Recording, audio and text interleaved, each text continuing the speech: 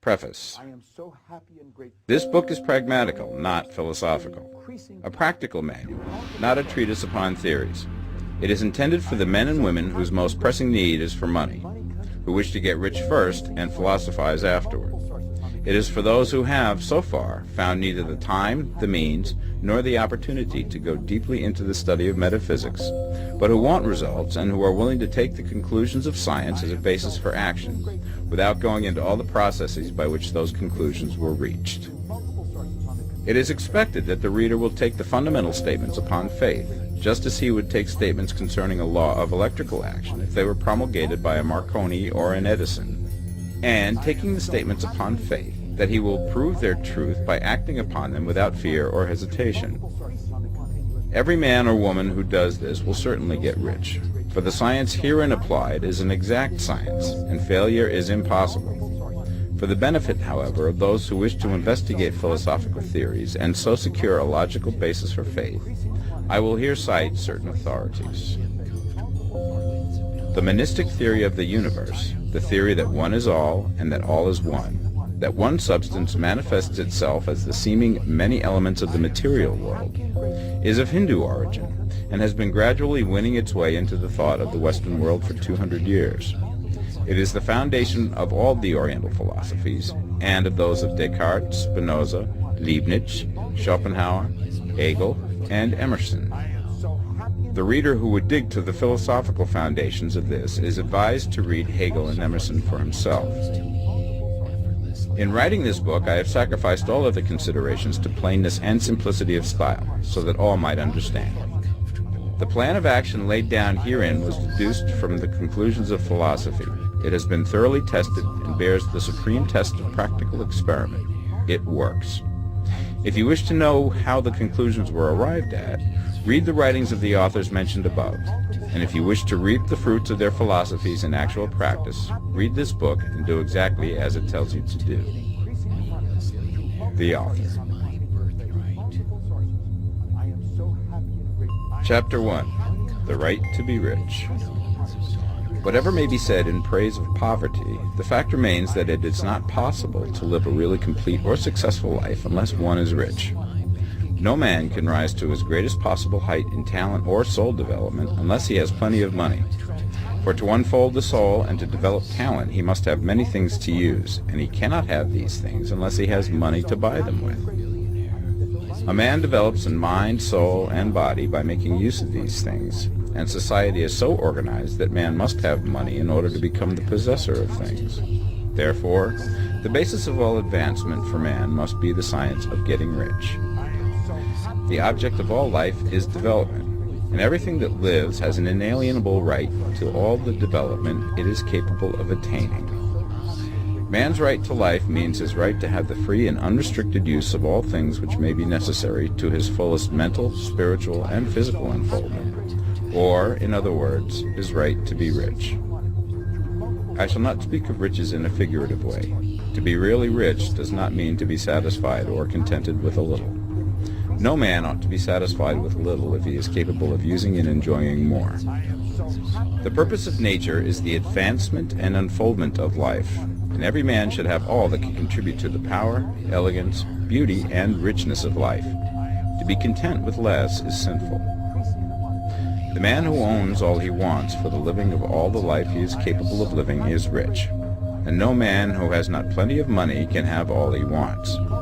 Life has advanced so far and become so complex that even the most ordinary man or woman requires a great amount of wealth in order to live in a manner that even approaches completeness. Every person naturally wants to become all that they are capable of becoming. This desire to realize innate possibilities is inherent in human nature. We cannot help wanting to be all that we can be. Success in life is becoming what you want to be. You can become what you want to be only by making use of things, and you can have the free use of things only as you become rich enough to buy them. To understand the science of getting rich is therefore the most essential of all knowledge. There is nothing wrong in wanting to get rich. The desire for riches is really the desire for a richer, fuller, and more abundant life, and that desire is praiseworthy. The man who does not desire to live more abundantly is abnormal, and so the man who does not desire to have money enough to buy all he wants is abnormal. There are three motives for which we live. We live for the body, we live for the mind, we live for the soul. No one of these is better or holier than the other. All are alike desirable, and no one of the three, body, mind, or soul, can live fully if either of the others is cut short of full life and expression. It is not right or noble to live only for the soul and deny mind or body, and it is wrong to live for the intellect and deny body or soul. We are all acquainted with the loathsome consequences of living for the body and denying both mind and soul, and we see that real life means the complete expression of all that man can give forth through body, mind, and soul. Whatever he can say, no man can be really happy or satisfied unless his body is living fully in every function, and unless the same is true of his mind and his soul. Wherever there is unexpressed possibility or function not performed, there is unsatisfied desire. Desire is possibility seeking expression, or function seeking performance.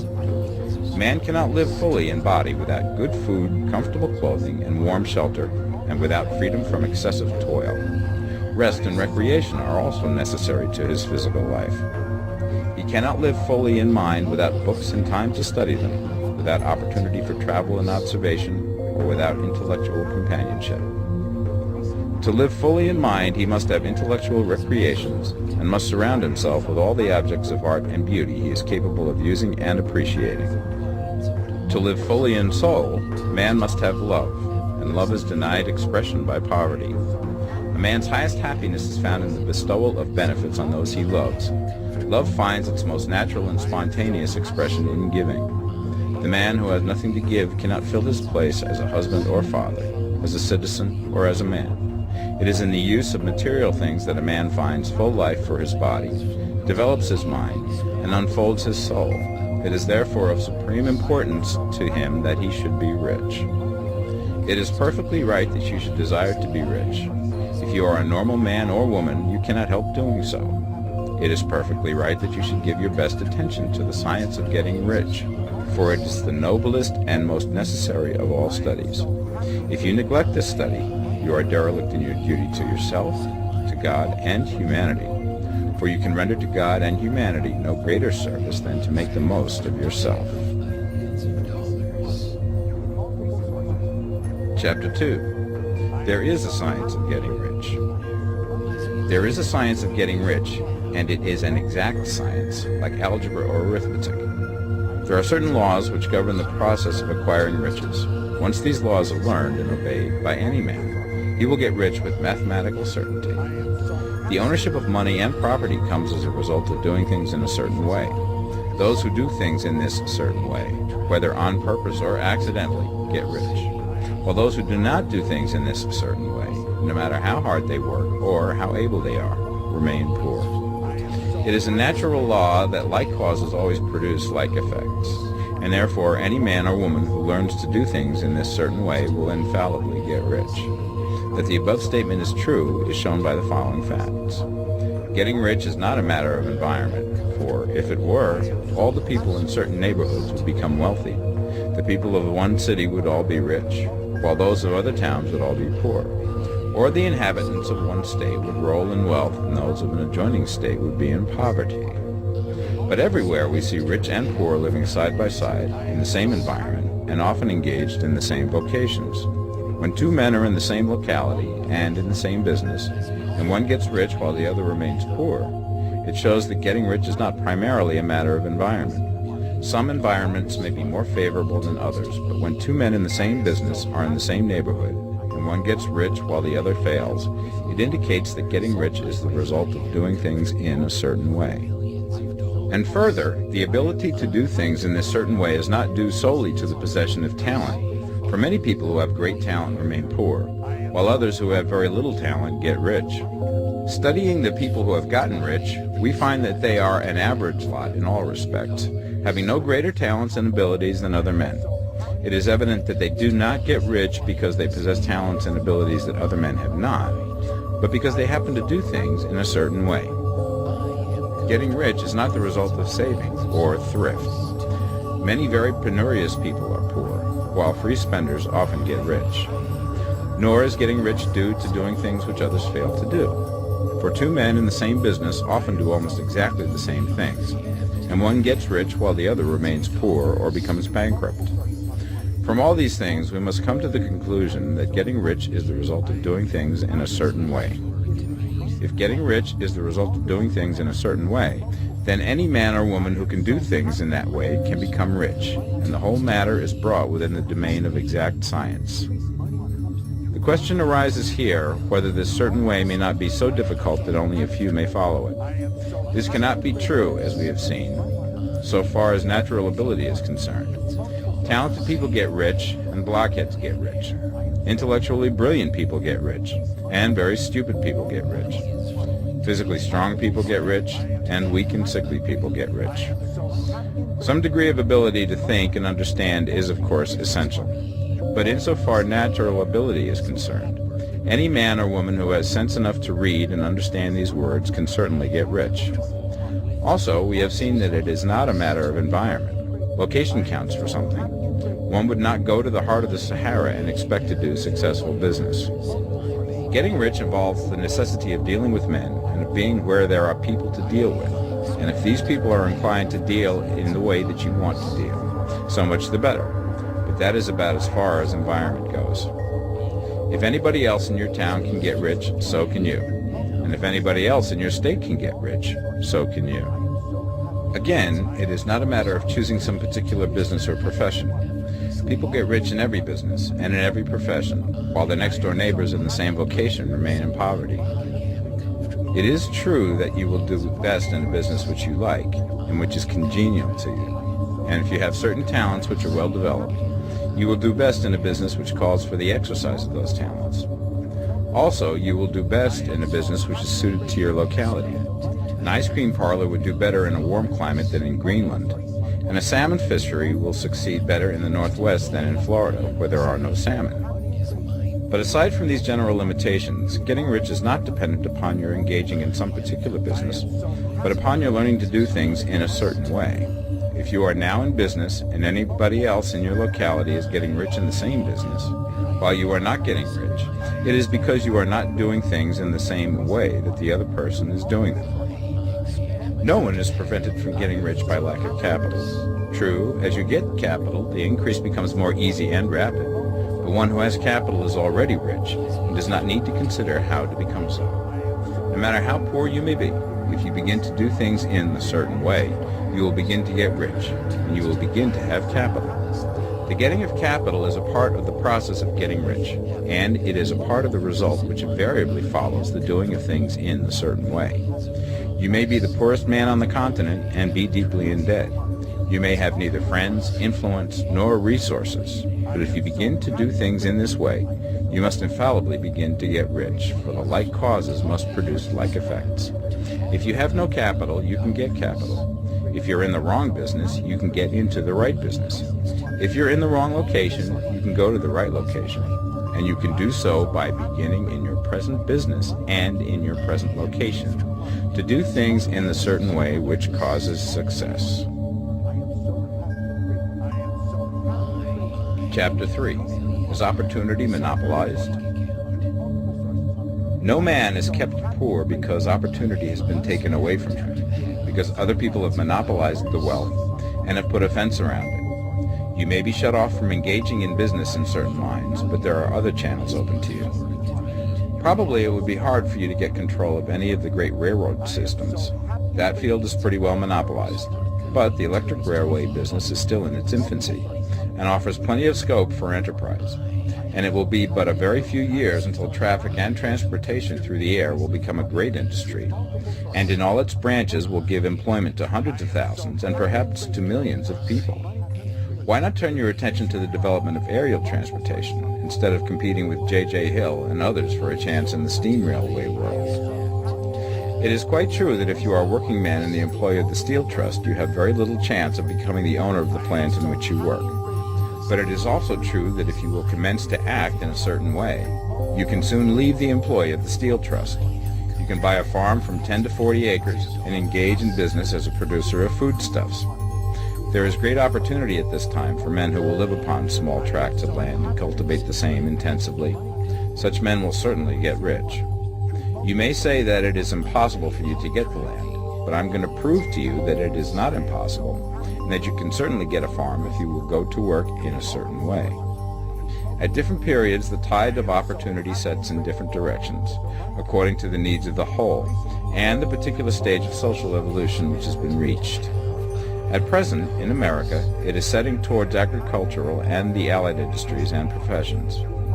Today, opportunity is open before the factory worker in his line. It is open before the businessman who supplies the farmer more than before the one who supplies the factory worker, and before the professional man who waits upon the farmer more than before the one who serves the working class. There is an abundance of opportunity for the man who will go with the tide instead of trying to swim against it. So the factory workers, either as individuals or as a class, are not deprived of opportunity. The workers are not being kept down by their masters. They are not being ground by the trusts and combinations of capital. As a class, they are where they are because they do not do things in a certain way. If the workers of America chose to do so, they could follow the example of their brothers in Belgium and other countries and establish great department stores and cooperative industries. They could elect men of their own class to office and pass laws favoring the development of such cooperative industries. And in a few years they could take peaceable possession of the industrial field. The working class may become the master class whenever they will begin to do things in a certain way. The law of wealth is the same for them as it is for all others. This they must learn, and they will remain where they are as long as they continue to do as they do.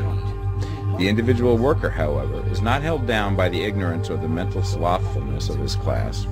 He can follow the tide of opportunity to riches, and this book will tell him how. No one is kept in poverty by a shortness in the supply of riches. There is more than enough for all. A palace as large as the Capitol in Washington might be built for every family on earth from the building material in the United States alone. And under intensive cultivation, this country would produce wool, cotton, linen, and silk enough to clothe each person in the world finer than Solomon was arrayed in all his glory, together with food enough to feed them all luxuriously. The visible supply is practically inexhaustible, and the invisible supply really is inexhaustible.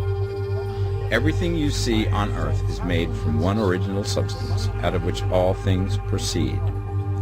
New forms are constantly being made, and older ones are dissolving, but all are shapes assumed by one thing. There is no limit to the supply of formless stuff or original substance. The universe is made out of it, but it was not all used in making the universe. The spaces in, through, and between the forms of the visible universe are permeated and filled with the original substance, with the formless stuff, with the raw material of all things.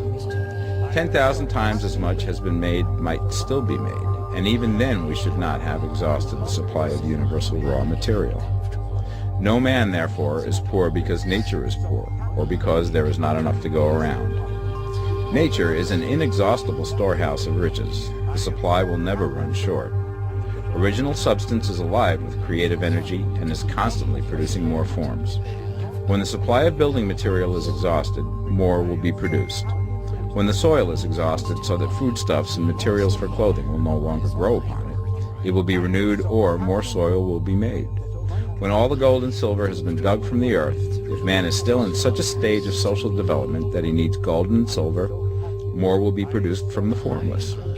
The formless stuff responds to the needs of man. It will not let him be without any good thing. This is true of man collectively. The race as a whole is always abundantly rich, and if individuals are poor, it is because they do not follow the certain way of doing things which makes the individual man rich. The formless stuff is intelligent. It is stuff which thinks. It is alive and is always impelled towards more life. It is the natural and inherent impulse of life to seek to live more. It is the nature of intelligence to enlarge itself, and of consciousness to seek to extend its boundaries and find fuller expression. The universe of forms has been made by formless living substance, throwing itself into form in order to express itself more fully. The universe is a great living presence, always moving inherently towards more life and fuller functioning. Nature is formed for the advancement of life. Its impelling motive is the increase of life. For this cause, everything which can possibly minister to life is bountifully provided. There can be no lack unless God is to contradict himself and nullify his own works. You are not kept poor by lack in the supply of riches. It is a fact, which I shall demonstrate a little further on, that even the resources of the formless supply are at the command of the man or woman who will act and think in a certain way. Chapter 4. The first principle in the science of getting rich. Thought is the only power which can produce tangible riches from the formless substance. The stuff from which all things are made is a substance which thinks, and a thought of form in this substance produces the form. Original substance moves according to its thoughts. Every form and process you see in nature is the visible expression of a thought in original substance. As the formless stuff thinks of a form, it takes that form. As it thinks of a motion, it makes that motion. That is the way all things were created. We live in a thought world, which is part of a thought universe. The thought of a moving universe extended through formless substance, and the thinking stuff moving according to that thought, took the form of systems of planets and maintains that form. Thinking substance takes the form of its thought, and moves according to that thought. Holding the idea of a circling system of suns and worlds, it takes the form of these bodies and moves them as it thinks. Thinking the form of a slow-growing oak tree, it moves accordingly and produces the tree, though centuries may be required to do the work. In creating, the formless seems to move according to the lines of motion it has established. The thought of an oak tree does not cause the instant formation of a full-grown tree, but it does start in motion the forces which will produce the tree, along established lines of growth. Every thought of form held in thinking substance causes the creation of the form, but always, or at least generally, along lines of growth and action already established. The thought of a house of a certain construction, if it were impressed upon formless substance, might not cause the instant formation of the house, but it would cause the turning of creative energies already working in trade and commerce into such channels as to result in the speedy building of the house. And if there were no existing channels through which the creative energy could work, then the house would be formed directly from primal substance without waiting for the slow processes of the organic and inorganic world. No thought of form can be impressed upon original substance without causing the creation of the form. Man is a thinking center and can originate thought. All the forms that man fashions with his hands must first exist in his thought. He cannot shape a thing until he has thought that thing. And so far, man has confined his efforts wholly to the work of his hands. He has applied manual labor to the world of forms, seeking to change or modify those already existing. He has never thought of trying to cause the creation of new forms by impressing his thoughts upon formless substance. When man has a thought form, he takes material from the forms of nature and makes an image of the form which is in his mind. He has so far made little or no effort to cooperate with formless intelligence, to work with the Father. He has not dreamed that he can do what he seeth the Father doing. Man reshapes and modifies existing forms by manual labor. He has given no attention to the question whether he may not produce things from formless substance by communicating his thoughts to it. We propose to prove that he may do so, to prove that any man or woman may do so, and to show how. As our first step, we must lay down the three fundamental propositions. First, we assert that there is one original formless stuff, or substance, from which all things are made. All the seemingly many elements are but different presentations of one element. All the many forms found in organic and inorganic nature are but different shapes, made from the same stuff. And this stuff is thinking stuff. A thought held in it produces the form of the thought. Thought, in thinking substance, produces shapes. Man is a thinking center, capable of original thought. If a man can communicate his thought to original thinking substance, he can cause the creation or formation of the thing he thinks about. To summarize this, there is the thinking stuff from which all things are made, and which, in its original state, permeates, penetrates, and fills the interspaces of the universe. A thought in this substance produces the thing that is imaged by the thought. Man can form things in his thought, and, by impressing his thought upon formless substance, can cause the thing he thinks about to be created. It may be asked if I can prove these statements, and without going into details, I answer that I can do so, both by logic and experience. Reasoning back from the phenomena of form and thought, I come to one original thinking substance. And reasoning forward from that thinking substance, I come to man's power to cause the formation of the thing he thinks about. And by experiment, I find the reasoning true. And this is my strongest proof. If one man who reads this book gets rich by doing what it tells him to do, that is evidence in support of my claim. But if every man who does what it tells him to do gets rich, that is proof positive until someone goes through the process and fails. The theory is true until the process fails, and this process will not fail. For every man who does exactly what this book tells him to do will get rich.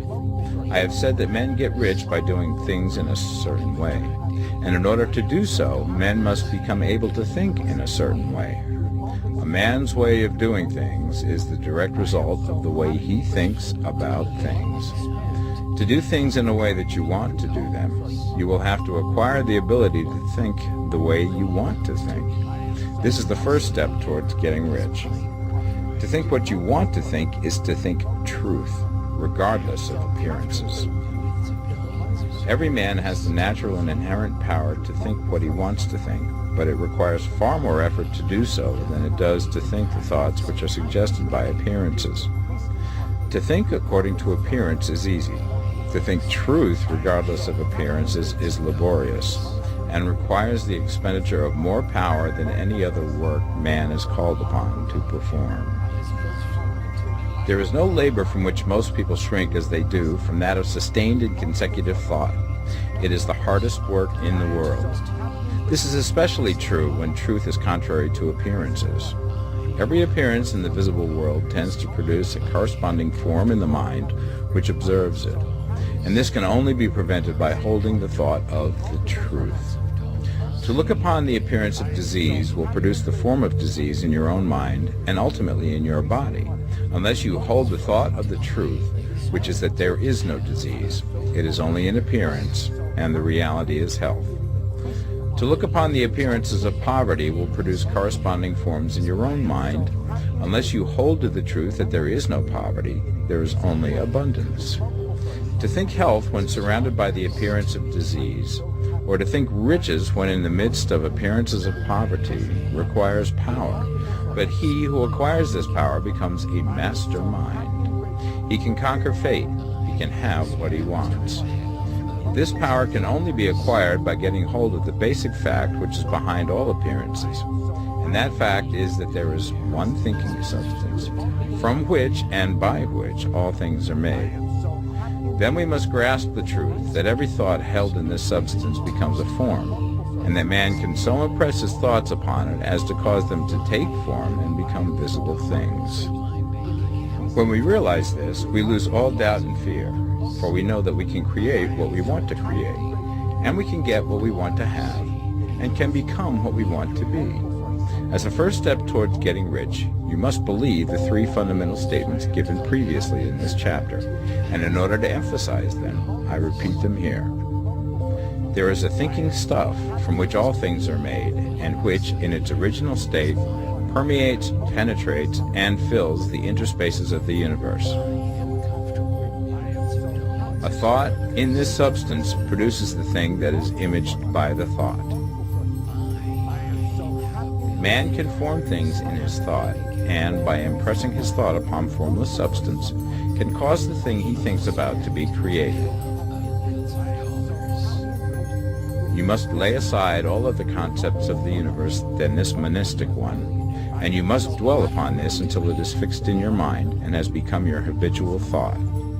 Read these creed statements over and over again. Fix every word upon your memory, and meditate upon them until you firmly believe what they say. If a doubt comes to you, cast it aside as a sin. Do not listen to arguments against this idea. Do not go to churches or lectures where a contrary concept of things is taught or preached. Do not read magazines or books which teach a different idea. If you get mixed up in your faith, all your efforts will be in vain. Do not ask why these things are true, nor speculate as to how they can be true. Simply take them on trust. The science of getting rich begins with the absolute acceptance of this faith. Chapter 5. Increasing Life. You must get rid of the last vestige of the old idea that there is a deity whose will it is that you should be poor, or whose purposes may be served by keeping you in poverty. The intelligent substance which is all, and in all, which lives in all and lives in you, is a consciously living substance. Being a consciously living substance, it must have the nature and inherent desire of every living intelligence for increase of life. Every living thing must continually seek for the enlargement of its life, because life, in the mere act of living, must increase itself. A seed, dropped into the ground, springs into activity, and in the act of living produces 100 more seeds. Life, by living, multiplies itself. It is forever becoming more. It must do so if it continues to be at all. Intelligence is under the same necessity for continuous increase. Every thought we think makes it necessary for us to think another thought. Consciousness is continually expanding. Every fact we learn leads us to the learning of another fact. Knowledge is continually increasing. Every talent we cultivate brings to the mind the desire to cultivate another talent. We are subject to the urge of life, seeking expression, whichever drives us on to know more, to do more, and to be more. In order to know more, do more, and be more, we must have more. We must have things to use, for we learn and do and become only by using things. We must get rich so that we can live more. The desire for riches is simply the capacity for larger life seeking fulfillment. Every desire is the effort of an unexpressed possibility to come into action. It is power seeking to manifest which causes desire. That which makes you want more money is the same as that which makes the plant grow. It is life, seeking fuller expression. The one living substance must be subject to this inherent law of all life. It is permeated with the desire to live more. That is why it is under the necessity of creating things. The one substance desires to live more in you. Hence, it wants you to have all the things you can use. It is the desire of God that you should get rich. He wants you to get rich because he can express himself better through you if you have plenty of things to use in giving him expression. He can live more in you if you have unlimited command of the means of life. The universe desires you to have everything you want to have. Nature is friendly to your plans. Everything is naturally for you. Make up your mind that this is true. It is essential, however, that your purpose should harmonize with the purpose that is in all. You must want real life, not mere pleasure of sensual gratification. Life is the performance of function, and the individual really lives only when he performs every function, physical, mental, and spiritual, of which he is capable, without excess in any. You do not want to get rich in order to live swinishly, for the gratification of animal desires. That is not life. But the performance of every physical function is a part of life, and no one lives completely who denies the impulses of the body a normal and healthful expression. You do not want to get rich solely to enjoy mental pleasures, to get knowledge, to gratify ambition, to outshine others, to be famous. All these are a legitimate part of life, but the man who lives for the pleasures of the intellect alone will only have a partial life, and he will never be satisfied with his lot. You do not want to get rich solely for the good of others, to lose yourself for the salvation of mankind, to experience the joys of philanthropy and sacrifice. The joys of the soul are only a part of life, and they are no better or nobler than any other part. You want to get rich in order that you may eat, drink, and be merry when it is time to do these things, in order that you may surround yourself with beautiful things, see distant lands, feed your mind, and develop your intellect, in order that you may love men and do kind things, and be able to play a good part in helping the world to find truth. But remember that extreme altruism is no better and no nobler than extreme selfishness. Both are mistakes. Get rid of the idea that God wants you to sacrifice yourself for others, and that you can secure his favor by doing so. God requires nothing of the kind. What he wants is that you should make the most of yourself, for yourself and for others, and you can help others more by making the most of yourself than in any other way. You can make the most of yourself only by getting rich, so it is right and praiseworthy that you should give your first and best thought to the work of acquiring wealth. Remember, however, that the desire of substance is for all. and its movements must be for more life to all. It cannot be made to work for less life to any, because it is equally in all, seeking riches and life. Intelligent substance will make things for you, but it will not take things away from someone else and give them to you. You must get rid of the thought of competition. You are to create, not to compete for what is already created. You do not have to take anything away from anyone. You do not have to drive sharp bargains. You do not have to cheat or to take advantage. You do not need to let any man work for you for less than he earns. You do not have to covet the property of others or to look at it with wishful eyes. No man has anything of which you cannot have the like, and that without taking what he has away from him. You are to become a creator, not a competitor. You are going to get what you want, but in such a way that when you get it, every other man will have more than he has now. I am aware that there are men who get a vast amount of money by proceeding in direct opposition to the statements in the paragraph above, and may add a word of explanation here. Men of the plutocratic type who become very rich do so sometimes purely by their extraordinary ability on the plane of competition, and sometimes they unconsciously relate themselves to substance and its great purposes and movements for the general racial upbuilding through industrial evolution. Rockefeller, Carnegie, Morgan, et al. Have been the unconscious agents of the supreme in the necessary work of systematizing and organizing productive industry, and in the end, their work will contribute immensely towards increased life for all. Their day is nearly over. They have organized production and will soon be succeeded by the agents of the multitude, who will organize the machinery of distribution. The multimillionaires are like the monster reptiles of the prehistoric eras. They play a necessary part in the evolutionary process, but the same power which produced them will dispose of them. And it is well to bear in mind that they have never been really rich. A record of the private lives of most of this class will show that they have really been the most abject and wretched of the poor. Riches secured on the competitive plane are never satisfactory and permanent. They are yours today and another's tomorrow. Remember, if you are to become rich in a scientific and certain way, you must rise entirely out of the competitive thought. You must never think for a moment that the supply is limited. Just as soon as you begin to think that all the money is being cornered and controlled by bankers and others, and that you must exert yourself to get laws passed to stop this process, and so on, in that moment you drop into the competitive mind, and your power to cause creation is gone for the time being.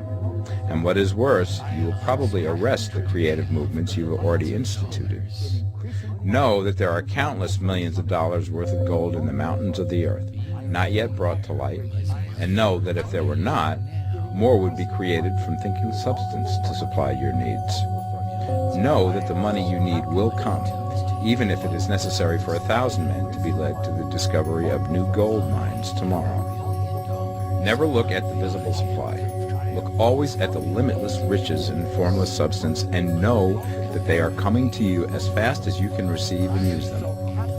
Nobody, by cornering the visible supply, can prevent you from getting what is yours. So never allow yourself to think for an instant that all the best building spots will be taken before you get ready to build your house, unless you hurry.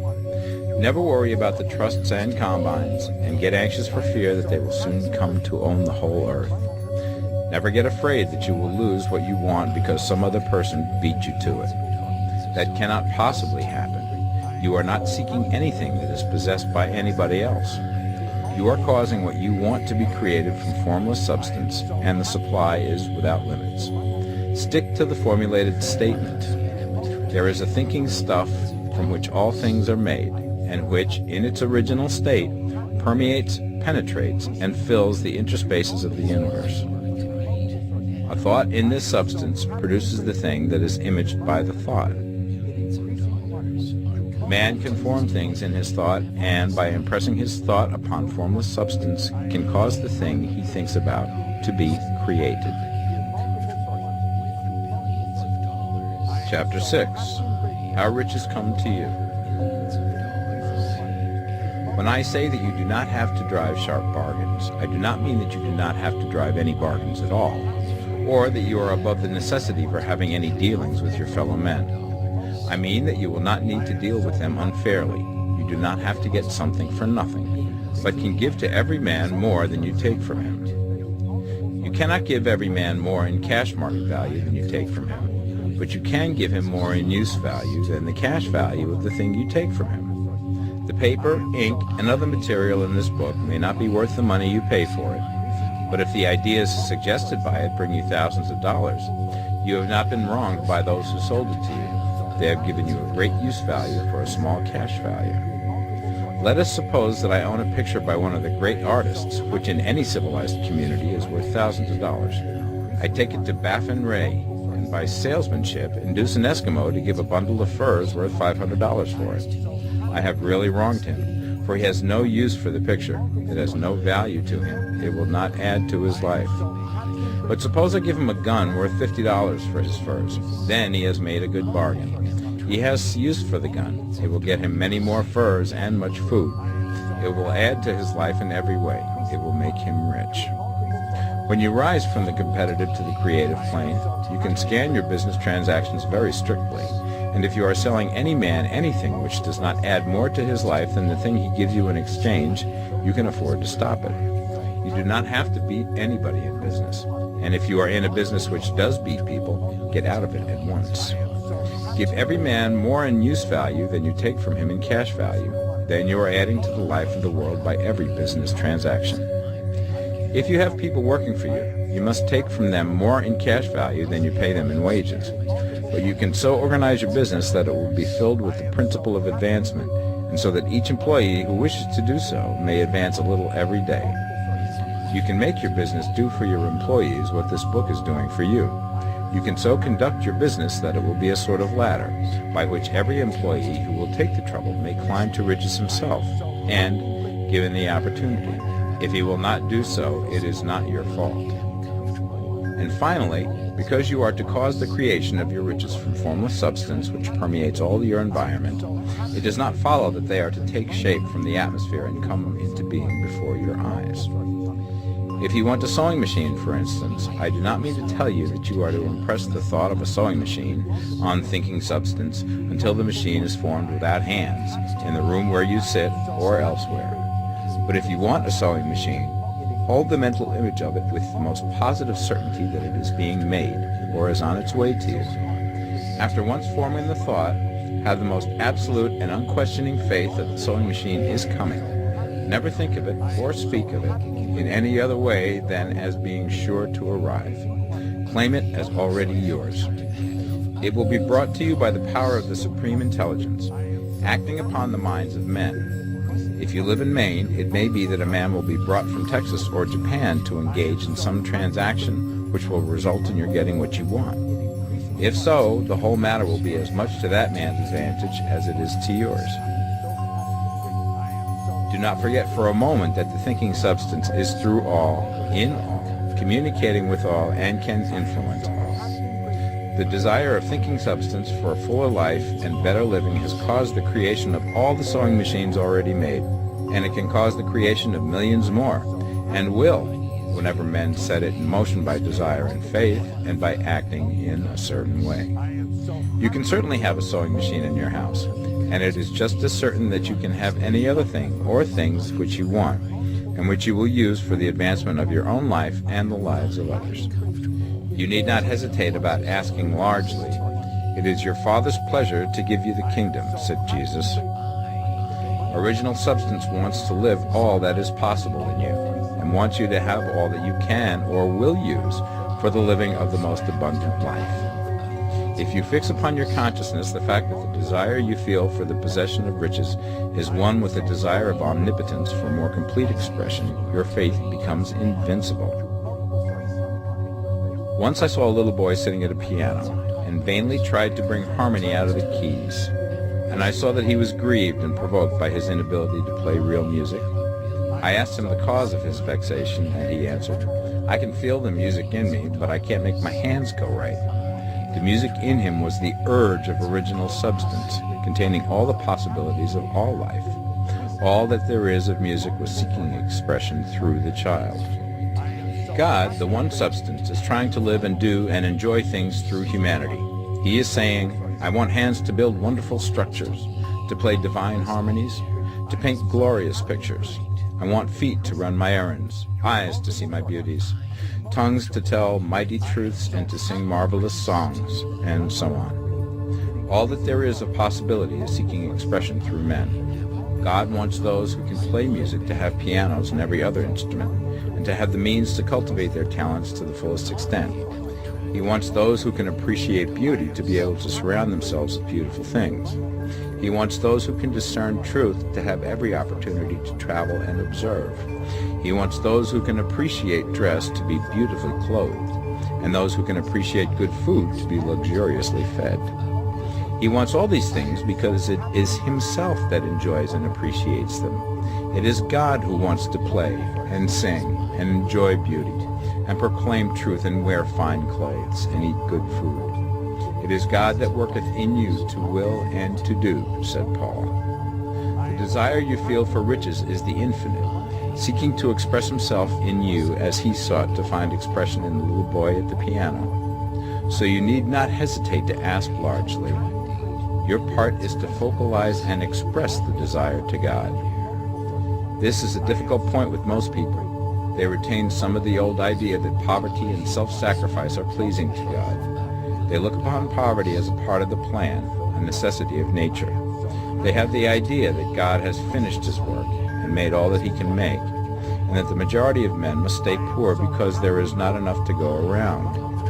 They hold to so much of this erroneous thought that they feel ashamed to ask for wealth. They try not to want more than a very modest competence, just enough to make them fairly comfortable. I recall now the case of one student who was told that he must get in mind a clear picture of the things he desired, so that the creative thought of them might be impressed upon formless substance. He was a very poor man, living in a rented house, and having only what he earned from day to day, and he could not grasp the fact that all wealth was his.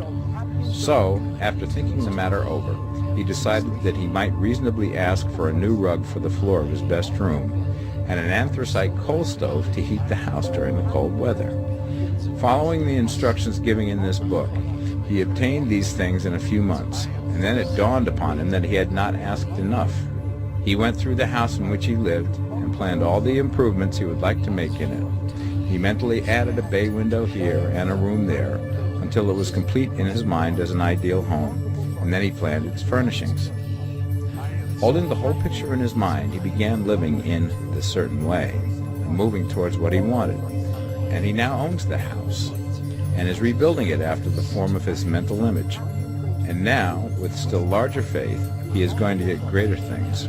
It has been unto him according to his faith, and it is so with you and with all of us. Chapter 7. Gratitude. The illustrations given in the last chapter will have conveyed the fact that the first step towards getting rich is to convey the idea of your wants to the formless substance. This is true, and you will see that in order to do so, it becomes necessary to relate yourself to the formless intelligence in a harmonious way. To secure this harmonious relation is a matter of such primary and vital importance that I shall give some space to its discussion here, and give you instructions which, if you will follow them, will be certain to bring you into perfect unity of mind with God. The whole process of mental adjustment and atonement can be summed up in one word: gratitude. First, you believe that there is one intelligent substance from which all things proceed. Second, you believe that this substance gives you everything you desire. And third, you relate yourself to it by a feeling of deep and profound gratitude. Many people who order their lives rightly in all other ways are kept in poverty by their lack of gratitude. Having received one gift from God, they cut the wires which connect them with him by failing to make acknowledgement. It is easy to understand that the nearer we live to the source of wealth, the more wealth we shall receive. And it is easy also to understand that the soul that is always grateful lives in closer touch with God than the one which never looks to him in thankful acknowledgement. The more gratefully we fix our minds on the Supreme when good things come to us, the more good things we will receive, and the more rapidly they will come. And the reason simply is that the mental attitude of gratitude draws the mind into closer touch with the source from which the blessings come. If it is a new thought to you that gratitude brings your whole mind into closer harmony with the creative energies of the universe, Consider it well, and you will see that it is true. The good things you already have come to you along the line of obedience to certain laws. Gratitude will lead your mind out along the ways by which things come, and it will keep you in close harmony with creative thought and prevent you from falling into competitive thought. Gratitude alone can keep you looking towards the all and prevent you from falling into the error of thinking of the supply as limited, and to do that would be fatal to your hopes. There is a law of gratitude, and it is absolutely necessary that you should observe the law if you are to get the results you seek. The law of gratitude is the natural principle that action and reaction are always equal and in opposite directions. The grateful outreaching of your mind in thankful praise to the Supreme is a liberation or expenditure of force. It cannot fail to reach that to which it is addressed, and the reaction is an instantaneous movement towards you. Draw nigh unto God, and he will draw nigh unto you. That is a statement of psychological truth. And if your gratitude is strong and constant, the reaction in formless substance will be strong and continuous. The movement of the things you want will always be towards you. Notice the grateful attitude that Jesus took, how he always seemed to be saying, I thank thee, Father, that thou hearest me. You cannot exercise much power without gratitude, for it is gratitude that keeps you connected with power. But the value of gratitude does not consist solely in getting you more blessings in the future. Without gratitude, you cannot long keep from dissatisfied thought regarding things as they are. The moment you permit your mind to dwell with dissatisfaction upon things as they are, you begin to lose ground. You fix attention upon the common, the ordinary, the poor and the squalid and mean, and your mind takes the form of these things. Then you will transmit these forms or mental images to the formless, and the common, the poor, the squalid, and mean will come to you. To permit your mind to dwell upon the inferior is to become inferior and to surround yourself with inferior things. On the other hand, to fix your attention on the best is to surround yourself with the best and to become the best. The creative power within us makes us into the image of that to which we give our attention. We are thinking substance, and thinking substance always takes the form of that which it thinks about. The grateful mind is constantly fixed upon the best. Therefore it tends to become the best. It takes the form or character of the best and will receive the best. Also, faith is born of gratitude. The grateful mind continually expects good things, and expectation becomes faith. The reaction of gratitude upon one's own mind produces faith, and every outgoing wave of grateful thanksgiving increases faith. He who has no feeling of gratitude cannot long retain a living faith, and without a living faith you cannot get rich by the creative method, as we shall see in the following chapters. It is necessary, then, to cultivate the habit of being grateful for every good thing that comes to you, and to give thanks continuously. And because all things have contributed to your advancement, you should include all things in your gratitude. Do not waste time thinking or talking about the shortcomings or wrong actions of plutocrats or trust magnates. Their organization of the world has made your opportunity. All you get really comes to you because of them. Do not rage against corrupt politicians. If it were not for politicians, we should fall into anarchy, and your opportunity would be greatly lessened. God has worked a long time and very patiently to bring us up to where we are in industry and government, and he is going right on with his work. There is not the least doubt that he will do away with plutocrats, trust magnates, captains of industry, and politicians as soon as they can be spared. But in the meantime, behold, they are all very good. Remember that they are all helping to arrange the lines of transmission along which your riches will come to you, and be grateful to them all. This will bring you into harmonious relations with the good in everything, and the good in everything will move toward you.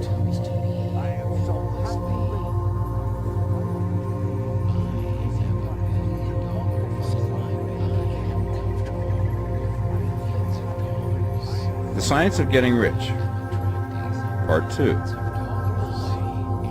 Chapter 8. Thinking in a Certain Way.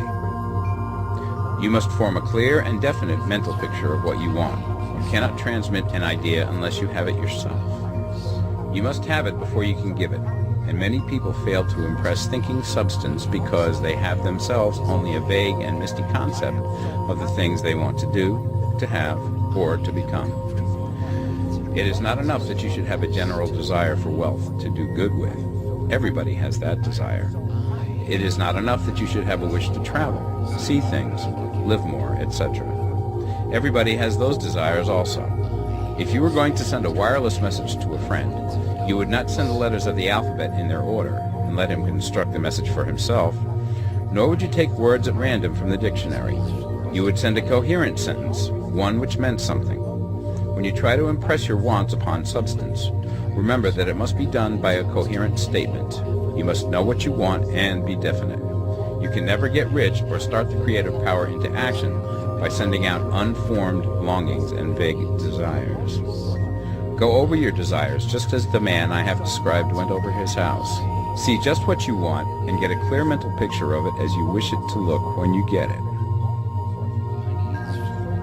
That clear mental picture you must have continually in mind, as the sailor has in mind the port towards which he is sailing the ship. You must keep your face towards it all the time. You must no more lose sight of it than the steersman loses sight of the compass. It is not necessary to take exercises in concentration, nor to set apart special times for prayer and affirmation, nor to go into the silence, nor to do occult stunts of any kind. There things are well enough, but all you need is to know what you want, and to want it badly enough so that it will stay in your thoughts.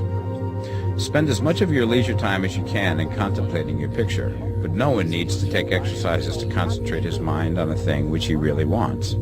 It is the things you do not really care about which require effort to fix your attention upon them. And unless you really want to get rich, so that the desire is strong enough to hold your thoughts directly to the purpose, as the magnetic pole holds the needle of the compass, it will hardly be worthwhile for you to try to carry out the instructions given in this book. The methods herein set forth are for people whose desire for riches is strong enough to overcome mental laziness and the love of ease, and make them work. The more clear and definite you make your pictures then, and the more you dwell upon it, bringing out all of its delightful details, the stronger your desire will be, and the stronger your desire, the easier it will be to hold your mind fixed upon the picture of what you want. Something more is necessary, however, than merely to see the picture clearly. If that is all you do, you are only a dreamer, and will have little or no power for accomplishment. Behind your clear vision must be the purpose to realize it, to bring it out in tangible expression. And behind this purpose must be an invincible and unwavering faith that the thing is already yours, that it is at hand, and you have only to take possession of it. Live in the new house mentally until it takes form around you physically. In the mental realm, enter at once into full enjoyment of the things you want. Whatsoever things ye ask for when ye pray, believe that ye receive them, and ye shall have them, said Jesus. See the things you want as if they were actually around you all the time. See yourself as owning and using them. Make use of them in imagination, just as you will use them when they are your tangible possessions. Dwell upon your mental picture until it is clear and distinct, and then take the mental attitude of ownership towards everything in that picture. Take possession of it in mind, in the full faith that it is actually yours. Hold to this mental ownership. Do not waver for an instant in the faith that it is real. And remember what was said in the preceding chapter about gratitude. Be as thankful for it all the time as you expect to be when it has taken form. The man who can sincerely thank God for the things which as yet he owns only in imagination has real faith. He will get rich. He will cause the creation of whatsoever he wants. You do not need to pray repeatedly for things you want. It is not necessary to tell God about it every day. Use not vain repetitions as the heathens do, said Jesus to his pupils. For your Father knoweth that ye have need of these things before ye ask him. Your part is to intelligently formulate your desires for the things which make for a larger life, and to get these desires arranged into a coherent whole, and then to impress this whole desire upon the formless substance, which has the power and the will to bring you what you want. You do not make this impression by repeating strings of words. You make it by holding the vision with unshakable purpose to attain it, and with steadfast faith that you do attain it. The answer to your prayer is not according to your faith while you are talking, but according to your faith while you are working. You cannot impress the mind of God by having a special Sabbath day set apart to tell him what you want, and then forgetting him during the rest of the week. You cannot impress him by having special hours to go into your closet and pray, if you then dismiss the matter from your mind until the hour of prayer comes again. Oral prayer is well enough, and has its effect, especially upon yourself, in clarifying your vision and strengthening your faith. But it is not your oral petitions which get you what you want. In order to get rich, you do not need a sweet hour of prayer. You need to pray without ceasing. And by prayer I mean holding steadily to your vision, with the purpose to cause its creation into solid form, and the faith that you are doing so. Believe that ye receive them. The whole matter turns on receiving, once you have clearly formed your vision. When you have formed it, it is well to make an oral statement, addressing the Supreme in reverent prayer, and from that moment you must, in mind, receive what you ask for. Live in the new house, wear the fine clothes, ride in the automobile, go on the journey, and confidently plan for greater journeys. Think and speak of all things you have asked for in terms of actual present ownership. Imagine an environment and a financial condition exactly as you want them, and live all the time in that imaginary environment and financial condition. Mind, however, that you do not do this as a mere dreamer and castle builder. Hold to the faith that the imaginary is being realized, and to the purpose to realize it. Remember that it is faith and purpose in the use of imagination which makes the difference between the scientist and the dreamer. And having learned this fact, it is here that you must learn the proper use of the will. Chapter 9. How to use the will. To set about getting rich in a scientific way, you do not try to apply your willpower to anything outside of yourself. You have no right to do so anyway. It is wrong to apply your will to other men and women in order to get them to do what you wish done. It is as flagrantly wrong to coerce people by mental power as it is to coerce them by physical power. If compelling people by physical force to do things for you reduces them to slavery, compelling them by mental means accomplishes exactly the same thing. The only difference is in methods. If taking things from people by physical force is robbery, then taking things by mental force is robbery also. There is no difference in principle. You have no right to use your willpower upon another person, even for his own good, for you do not know what is for his good. The science of getting rich does not require you to apply power or force to any other person in any way whatsoever. There is not the slightest necessity for doing so. Indeed, any attempt to use your will upon others will only tend to defeat your purpose. You do not need to apply your will to things in order to compel them to come to you. That would simply be trying to coerce God, and would be foolish and useless, as well as irreverent. You do not have to compel God to give you good things, any more than you have to use your willpower to make the sun rise. You do not have to use your willpower to conquer an unfriendly deity, or to make stubborn and rebellious forces do your bidding. Substance is friendly to you, and is more anxious to give you what you want than you are to get it. To get rich, you need only to use your willpower upon yourself. When you know what to think and do, then you must use your will to compel yourself to think and do the right things. That is the legitimate use of the will in getting what you want, to use it in holding yourself to the right course. Use your will to keep yourself thinking and acting in the certain way. Do not try to project your will or thoughts or your mind out into space to act on things or people. Keep your mind at home. It can accomplish more there than elsewhere. Use your mind to form a mental image of what you want and to hold that vision with faith and purpose, and use your will to keep your mind working in the right way. The more steady and continuous your faith and purpose, the more rapidly you will get rich, because you will make only positive impressions upon substance, and you will not neutralize or offset them by negative impressions. The picture of your desires, held with faith and purpose, is taken up by the formless, and permeates it to great distances throughout the universe, for all I know. As this impression spreads, all things are set moving towards its realizations. Every living thing, every inanimate thing, and the things yet uncreated are stirred towards bringing into being that which you want. All forces begin to be exerted in that direction. All things begin to move towards you. The minds of people everywhere are influenced towards doing the things necessary to the fulfilling of your desires, and they work for you unconsciously. But you can check all this by starting a negative impression in the formless substance. Doubt or unbelief is as certain to start a movement away from you as faith and purpose are to start one toward you. It is by not understanding this that most people who try to make use of mental science in getting rich make their failure. Every hour and moment you spend in giving heeds to doubts and fears. Every hour you spend in worry, every hour in which your soul is possessed by unbelief, sets a current away from you in the whole domain of intelligent substance. All the promises are unto them that believe, and unto them only. Notice how insistent Jesus was upon this point of belief, and now you know the reason why. Since belief is all important, it behooves you to guard your thoughts, and as your beliefs will be shaped to a very great extent by the things you observe and think about, it is important that you should command your attention.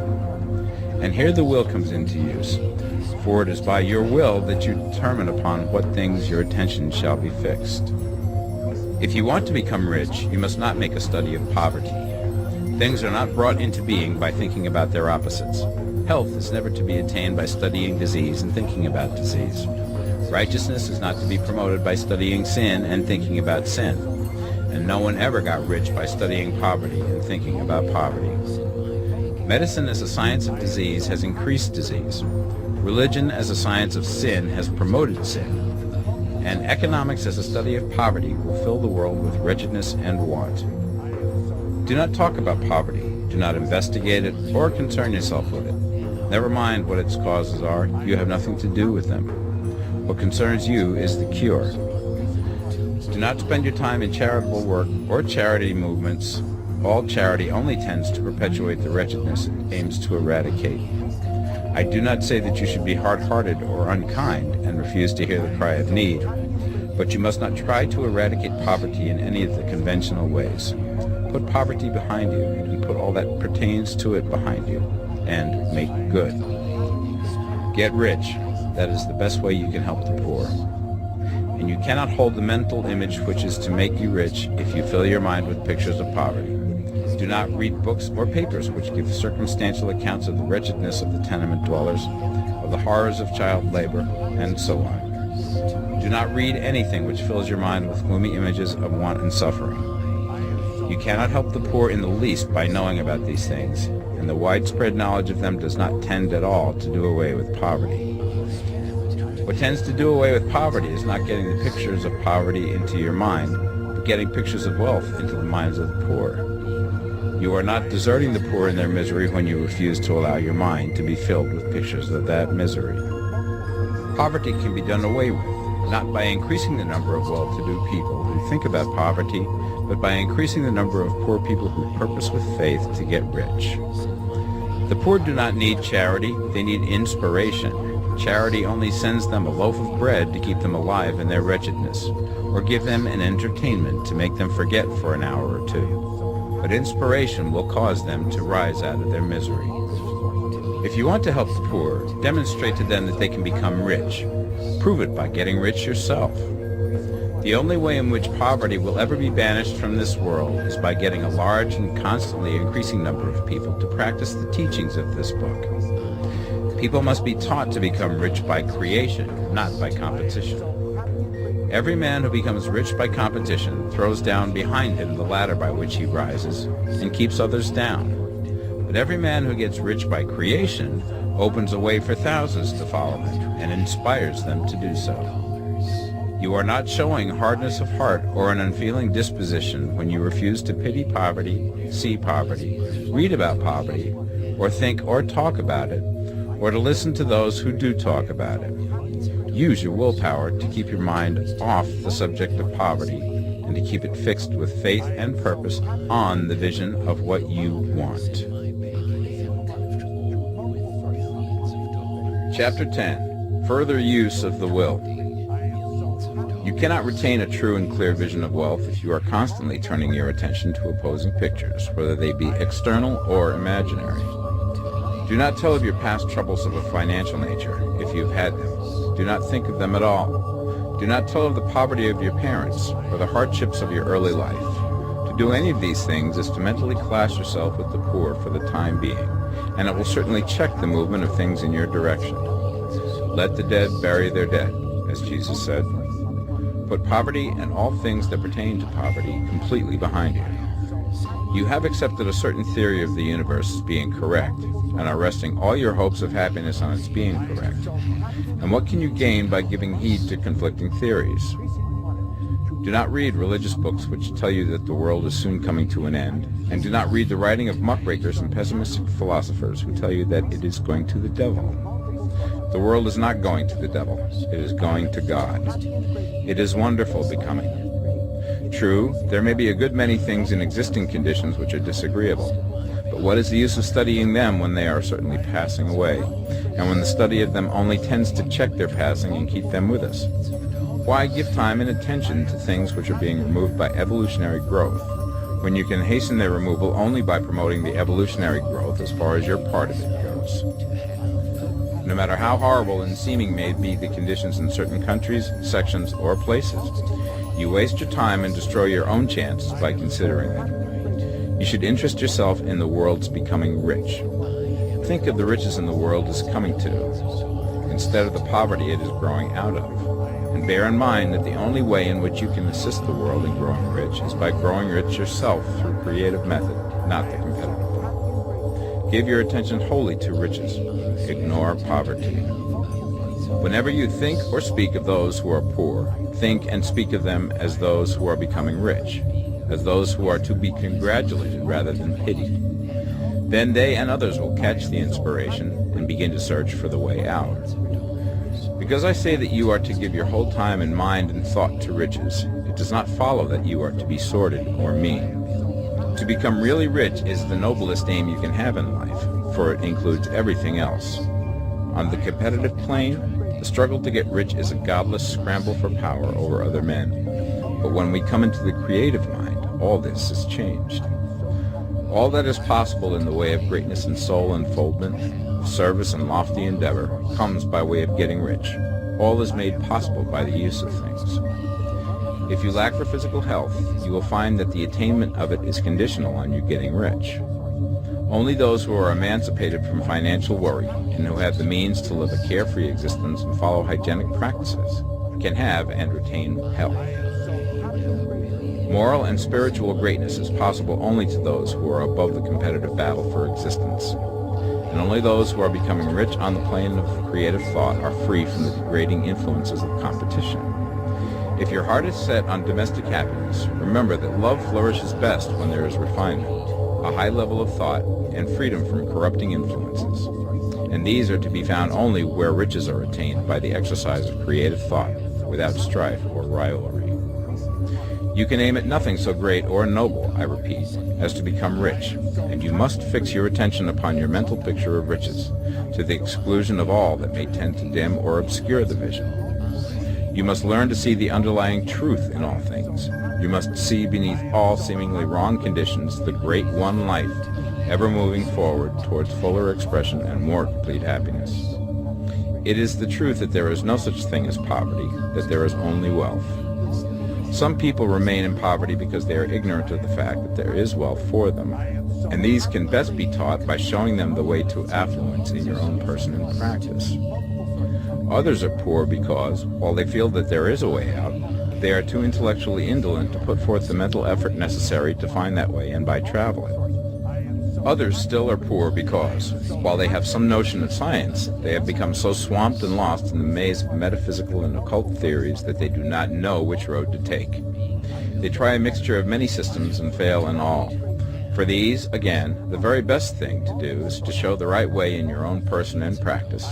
An ounce of doing things is worth a pound of theorizing.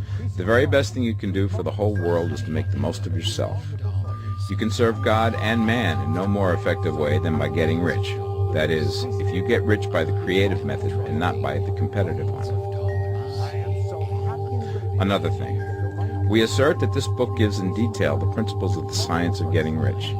And if that is true, you do not need to read any other book upon the subject. This may sound narrow and egotistical, but consider. There is no more scientific method of computation in mathematics than by addition, subtraction, multiplication, and division. No other method is possible. There can be but one shortest distance between 2 points. There is only one way to think scientifically, and that is to think in the way that leads by the most direct and simple route to the goal. No man has yet formulated a briefer or less complex system than the one set forth herein. It has been stripped of all non-essentials. When you commence on this, lay all others aside. Put them out of your mind altogether. Read this book every day. Keep it with you. Commit it to memory, and do not think about other systems and theories. If you do, you will begin to have doubts, and to be uncertain and wavering in your thought, and then you will begin to make failures. After you have made good and become rich, you may study other systems as much as you please. But until you are quite sure that you have gained what you want, do not read anything on this line but this book, unless it be the authors mentioned in the preface. And read only the most optimistic comments on the world's news, those in harmony with your picture. Also, postpone your investigations into the occult. Do not dabble in theosophy, spiritualism, or kindred studies. It is very likely that the dead still live and are near, but if they are, let them alone. Mind your own business. Wherever the spirits of the dead may be, they have their own work to do and their own problems to solve, and we have no right to interfere with them. We cannot help them, and it is very doubtful whether they can help us, or whether we have any right to trespass upon their time if they can. Let the dead and the hereafter alone, and solve your own problem. Get rich. If you begin to mix with the occult, you will start mental cross-currents which will surely bring your hopes to shipwreck. Now, this and the preceding chapters have brought us to the following statement of basic facts.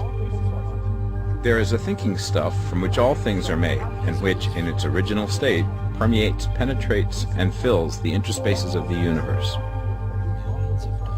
A thought in this substance produces the thing that is imaged by the thought. Man can form things in his thought, and, by impressing his thought upon formless substance, can cause the thing he thinks about to be created. In order to do this, man must pass from the competitive to the creative mind. He must form a clear mental picture of the things he wants, and hold this picture in his thoughts with the fixed purpose to get what he wants, and the unwavering faith that he does get what he wants, closing his mind against all that may tend to shake his purpose, dim his vision, or quench his faith. And in addition to all this, we shall now see that he must live and act in a certain way. Chapter 11.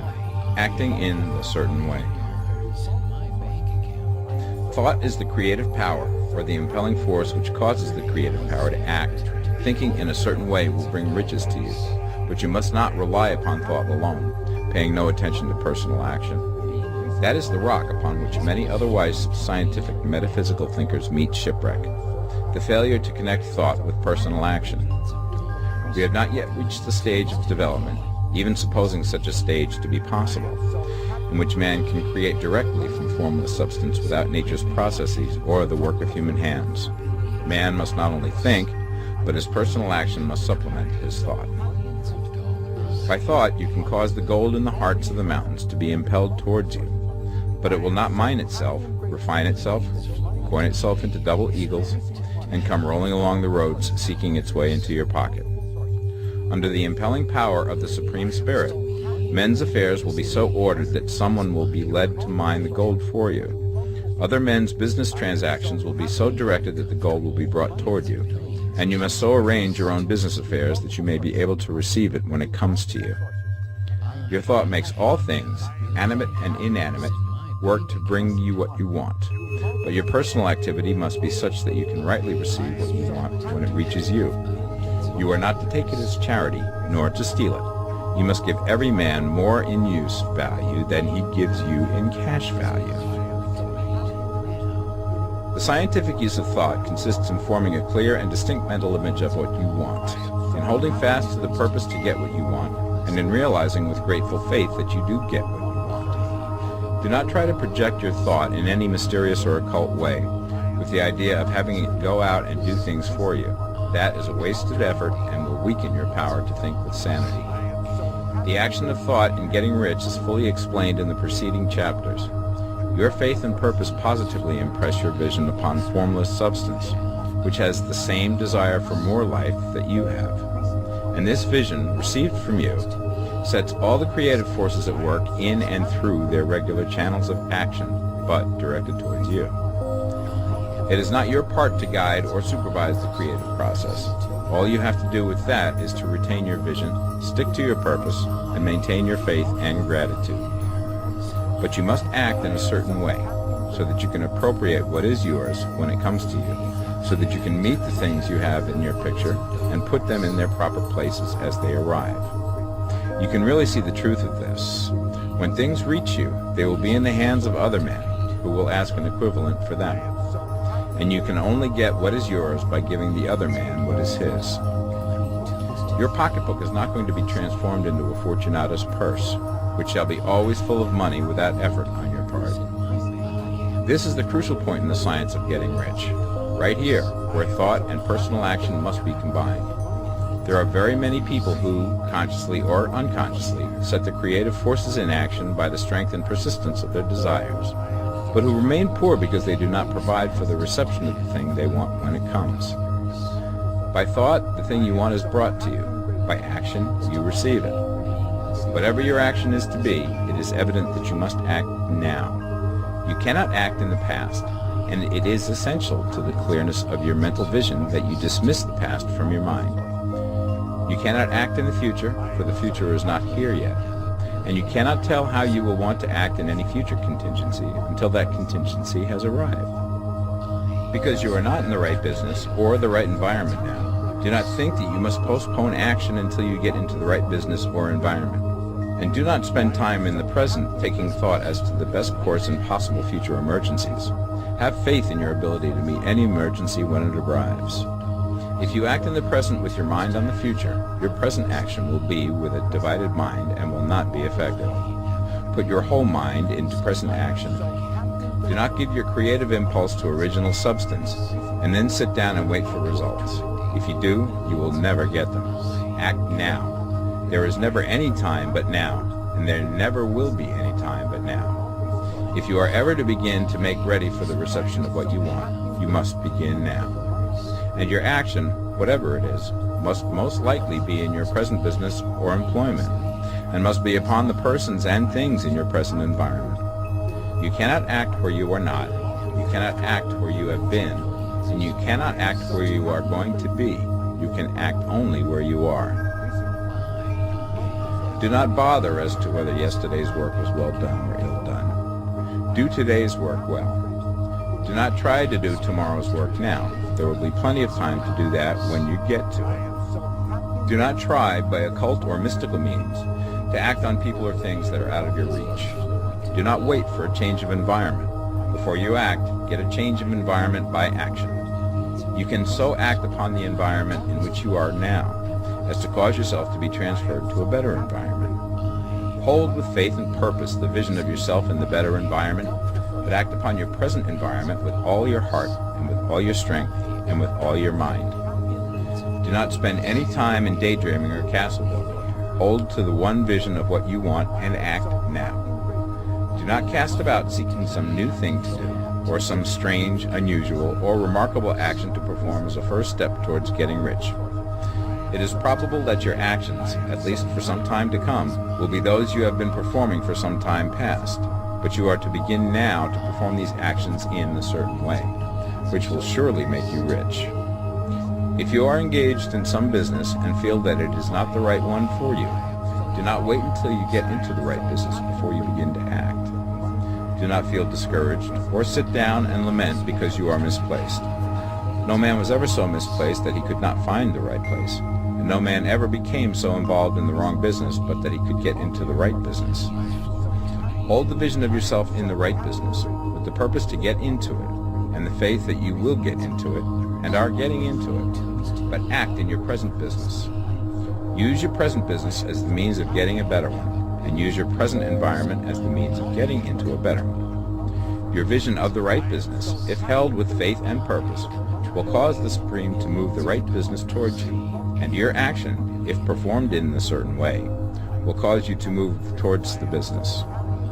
If you are an employee or a wage earner and feel that you must change places in order to get what you want, do not project your thought into space and rely upon it to get you another job. It will probably fail to do so.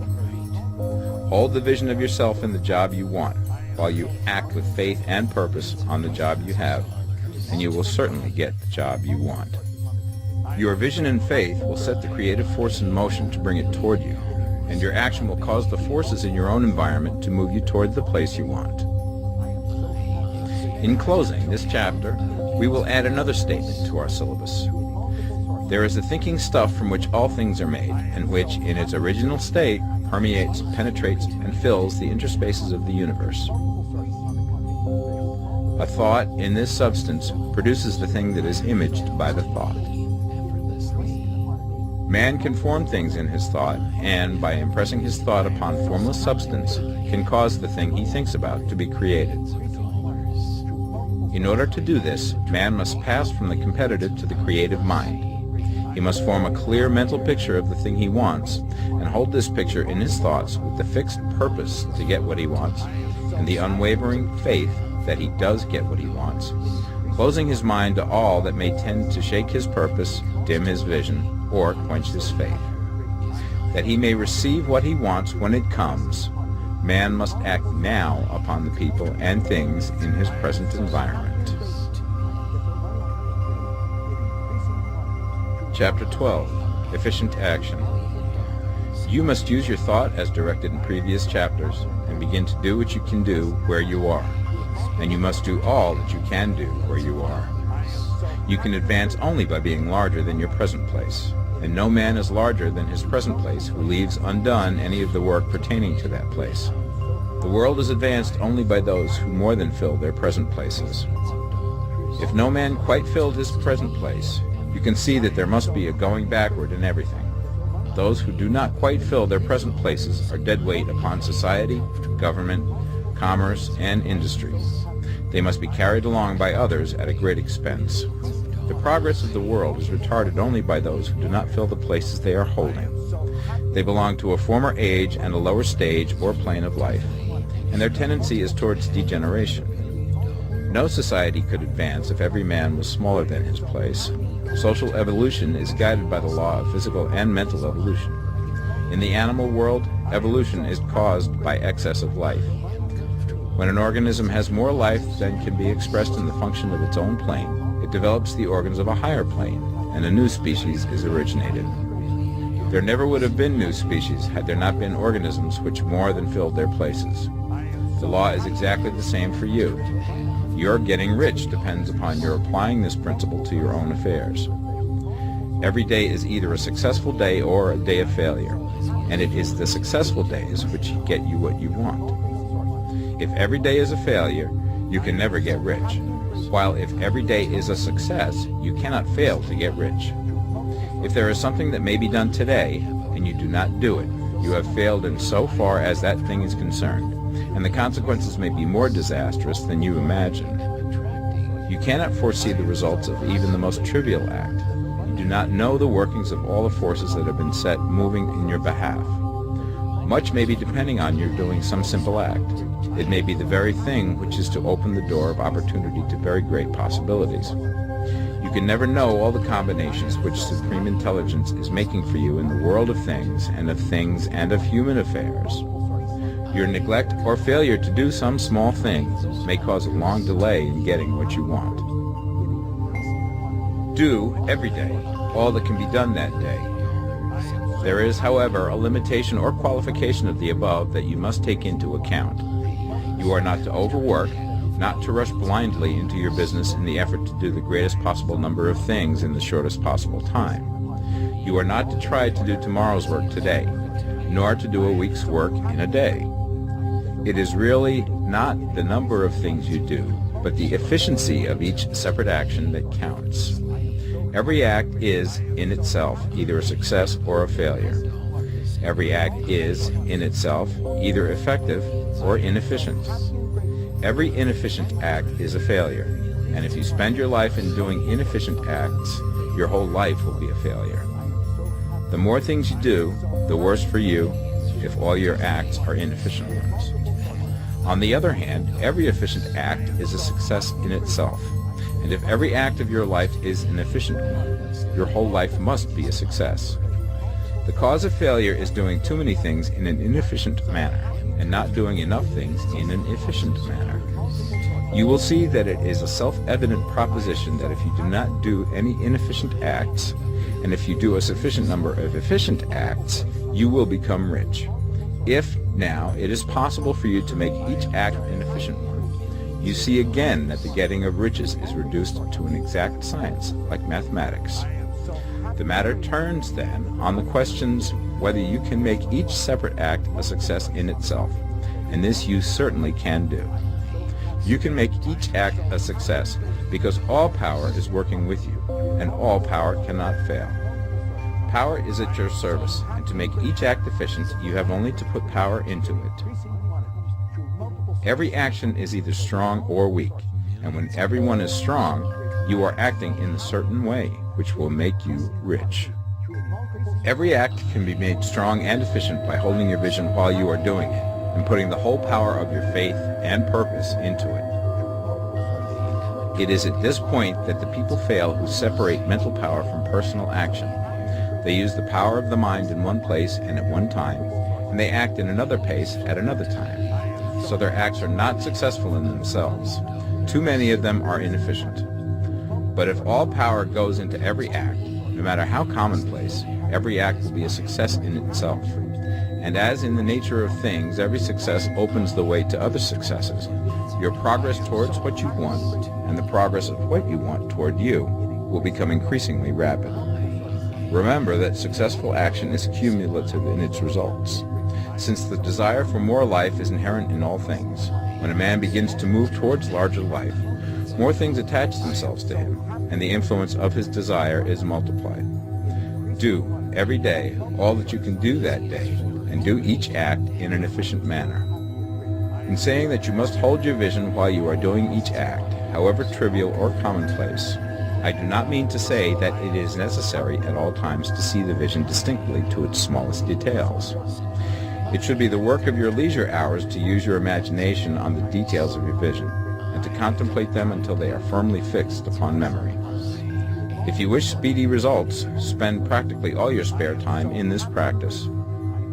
By continuous contemplation, you will get the picture of what you want, even to the smallest details, so firmly fixed upon your mind and so completely transferred to the mind of formless substance, that in your working hours you need only to mentally refer to the picture to stimulate your faith and purpose, and cause your best effort to be put forth. Contemplate your picture in your leisure hours until your consciousness is so full of it that you can grasp it instantly. You will become so enthused with its bright promises that the mere thought of it will call forth the strongest energies of your whole being. Let us again repeat our syllabus, and by slightly changing the closing statements, bring it to the point we have now reached.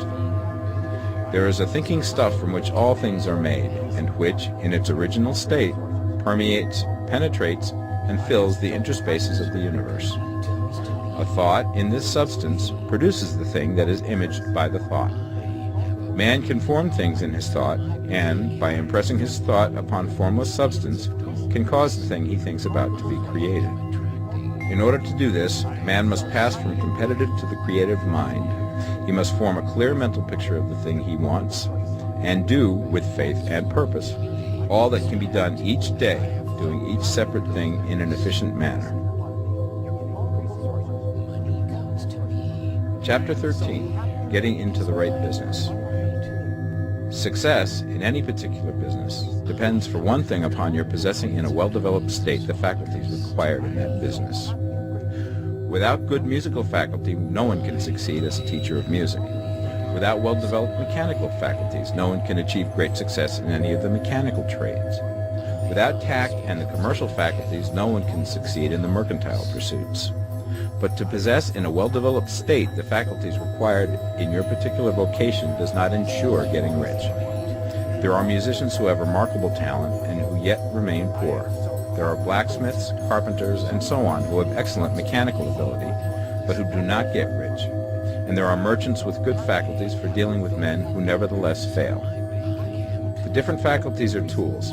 It is essential to have good tools, but it is also essential that the tools should be used in the right way. One man can take a sharp saw, a square, a good plane, and so on, and build a handsome article of furniture. Another man can take the same tools and set to work to duplicate the article, but his production will be a botch. He does not know how to use good tools in a successful way. The various faculties of your mind are the tools with which you must do the work which is to make you rich. It will be easier for you to succeed if you get into a business for which you are well equipped with mental tools. Generally speaking, you will do best in that business which will use your strongest faculties, the one for which you are naturally best fitted. But there are limitations to this statement also. No man should regard his vocation as being irrevocably fixed by the tendencies with which he was born. You can get rich in any business, for if you have not the right talent you can develop that talent. It merely means that you will have to make your tools as you go along, instead of confining yourself to the use of those with which you were born. It will be easier for you to succeed in a vocation for which you already have the talents in a well-developed state, but you can succeed in any vocation, for you can develop any rudimentary talent, and there is no talent of which you have not at least the rudiment. You will get rich most easily in point of effort if you do that for which you are best fitted, but you will get rich most satisfactorily if you do that which you want to do. Doing what you want to do is life, and there is no real satisfaction in living if we are compelled to be forever doing something which we do not like to do, and can never do what we want to do. And it is certain that you can do what you want to do. The desire to do it is proof that you have within you the power which can do it. Desire is a manifestation of power. The desire to play music is the power which can play music seeking expression and development. The desire to invent mechanical devices is the mechanical talent seeking expression and development. When there is no power, either developed or undeveloped, to do a thing, there is never any desire to do that thing. And where there is strong desire to do a thing, it is certain proof that the power to do it is strong, and only requires to be developed and applied in the right way. All things else being equal, it is best to select the business for which you have the best developed talent. But if you have a strong desire to engage in any particular line of work, you should select that work as the ultimate end at which you aim. You can do what you want to do, and it is your right and privilege to follow the business or avocation which will be most congenial and pleasant. You are not obliged to do what you do not like to do, and should not do it except as a means to bring you to the doing of the thing you want to do. If there are past mistakes whose consequences have placed you in an undesirable business or environment, you may be obliged for some time to do what you do not like to do. If you feel that you are not in the right vocation, do not act too hastily in trying to get into another one. The best way, generally, to change business or environment is by growth. Do not be afraid to make a sudden and radical change if the opportunity is presented, and you feel after careful consideration that it is the right opportunity. But never take sudden or radical action when you are in doubt as to the wisdom of doing so. There is never any hurry on the creative plane, and there is no lack of opportunity. When you get out of the competitive mind, you will understand that you never need to act hastily. No one else is going to beat you to the thing you want to do. There is enough for all. If one space is taken, another and a better one will be opened for you a little further on. There is plenty of time. When you are in doubt, wait. Fall back on the contemplation of your vision, and increase your faith and purpose. And by all means, in times of doubt and indecision, cultivate gratitude. A day or two spent in contemplating the vision of what you want, and in earnest thanksgiving that you are getting it, will bring your mind into such close relationship with the Supreme that you will make no mistake when you do act. There is a mind which knows all there is to know, and you can come into close unity with this mind by faith and the purpose to advance in life if you have deep gratitude. Mistakes come from acting hastily, or from acting in fear or doubt, or in forgetfulness of the right motive, which is more life to all and less to none. As you go on in the certain way, opportunities will come to you in increasing numbers, and you will need to be very steady in your faith and purpose, and to keep in close touch with the all-mind by reverent gratitude. Do all that you can do in a perfect manner every day, but do it without haste, worry, or fear. Go as fast as you can, but never hurry. Remember that in the moment you begin to hurry, you cease to be a creator and become a competitor. You drop back upon the old plane again. Whenever you find yourself hurrying, call a halt. Fix your attention on the mental image of the thing you want and begin to give thanks that you are getting it. The exercise of gratitude will never fail to strengthen your faith and renew your purpose. Chapter 14. The Impression of Increase. Whether you change your vocation or not, your actions for the present must be those pertaining to the business in which you are now engaged. You can get into the business you want by making constructive use of the business you are already established in, by doing your daily work in a certain way.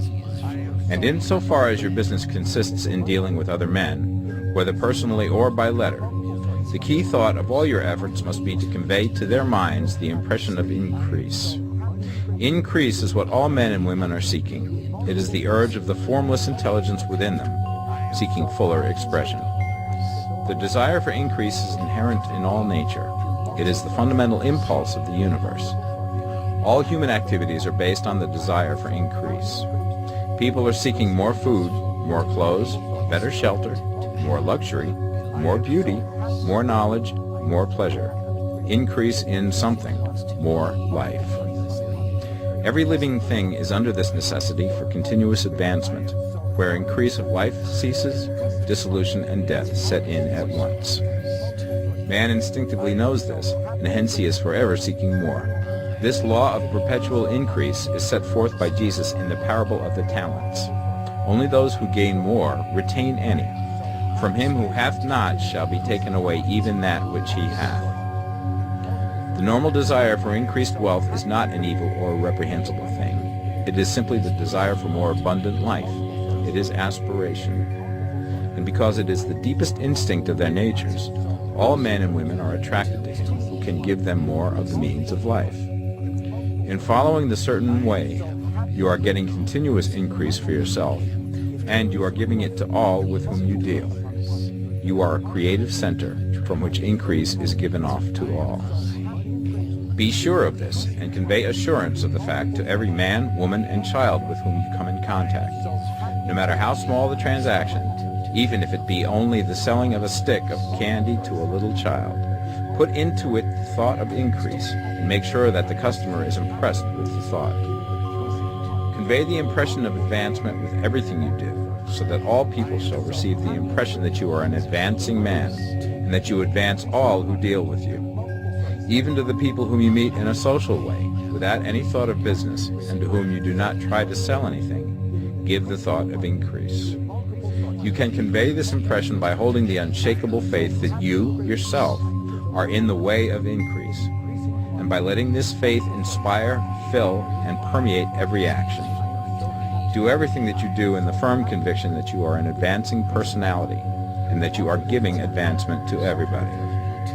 Feel that you are getting rich, and that in doing so you are making others rich and conferring benefits to all. Do not boast or brag of your success, or talk about it unnecessarily. True faith is never boastful. Wherever you find a boastful person, you find one who is secretly doubtful and afraid. Simply feel the faith, and let it work out in every transaction. Let every act and tone and look express the quiet assurance that you are getting rich, that you are already rich. Words will not be necessary to communicate this feeling to others. They will feel the sense of increase when in your presence and will be attracted to you again. You must so impress others that they will feel that in associating with you they will get increase for themselves. See that you give them a use value greater than the cash value you are taking from them. Take an honest pride in doing this and let everybody know it, and you will have no lack of customers. People will go where they are given increase, and the Supreme, which desires increase in all, and which knows all, will move towards you men and women who have never heard of you. Your business will increase rapidly, and you will be surprised at the unexpected benefits which will come to you. You will be able from day to day to make larger combinations, secure greater advantages, and to go on into a more congenial vocation if you desire to do so. You must never lose sight of your vision of what you want, or your faith and purpose to get what you want. Let me here give you another word of caution in regards to motives. Beware of the insidious temptation to seek for power over other men. Nothing is so pleasant to the unformed or partially developed mind as the exercise of power or dominion over others. The desire to rule for selfish gratification has been the curse of the world. For countless ages, kings and lords have drenched the earth with blood in their battles to extend their dominions. This is not to seek more life for all, but to get more power for themselves. Today, the main motive in the business and industrial world is the same. Men marshal their armies of dollars and lay waste the lives and hearts of millions in the same mad scramble for power over others. Commercial kings, like political kings, are inspired by the lust for power. Jesus saw in this desire for mastery the moving impulse of that evil world he sought to overthrow. Read the 23rd chapter of Matthew and see how he pictures the lust of the Pharisees to be called master, to sit in the high places, to domineer over others, and to lay burdens on the backs of the less fortunate. And note how he compares this lust for dominion with the brotherly seeking for the common good to which he calls his disciples. Look out for the temptation to seek for authority, to become a master, to be considered as one who is above the common herd, to impress others by lavish display, and so on. The mind that seeks for mastery over others is the competitive mind, and the competitive mind is not the creative one. In order to master your environment and your destiny, it is not at all necessary that you should rule over your fellow men, and indeed, when you fall into the world's struggle for the high places, you begin to be conquered by fate and environment, and your getting rich becomes a matter of chance and speculation. Beware the competitive mind.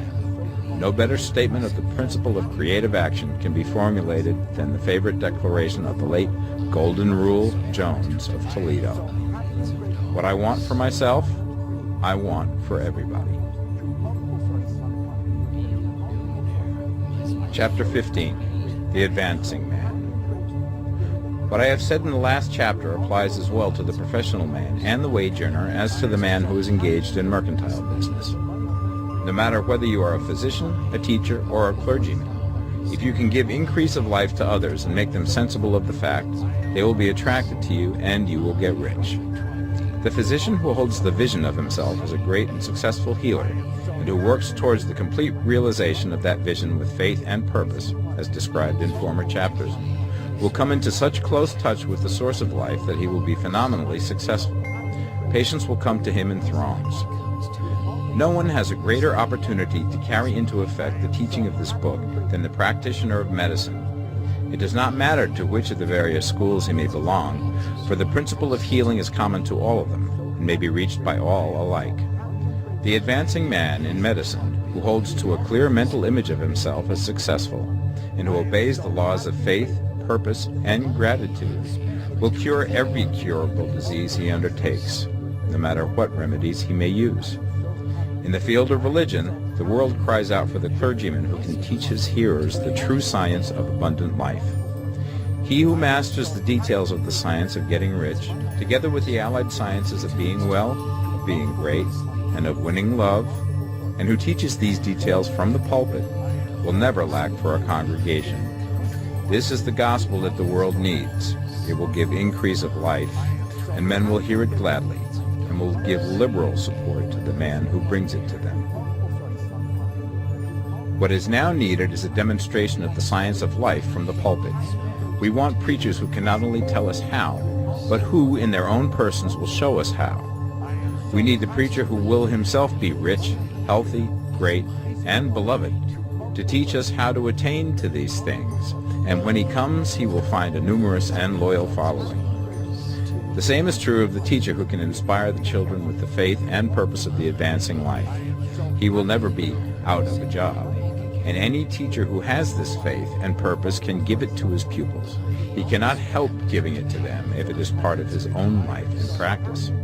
What is true of the teacher, preacher, and physician is true of the lawyer, dentist, real estate man, insurance agent, of everybody.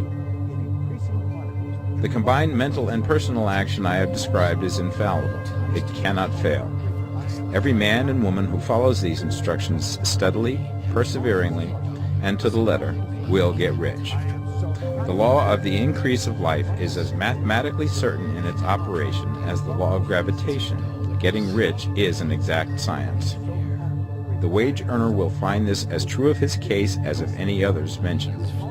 Do not feel that you have no chance to get rich because you are working where there is no visible opportunity for advancement, where wages are small and the cost of living high.